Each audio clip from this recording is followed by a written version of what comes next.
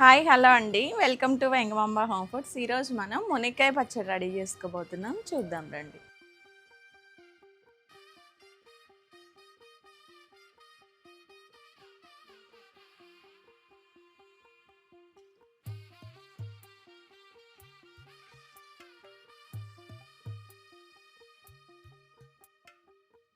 తెల్లవారే వెలుగు రేఖలా పచ్చ పచ్చ పచ్చి మట్టి బొమ్మల అల్లి బిల్లి వెన్న పాల నురగల అచ్చ తెలుగు ఇంటి పూల కొమ్మల దేవదేవుడే పంపగా ఇలా దేవతే మా ఇంట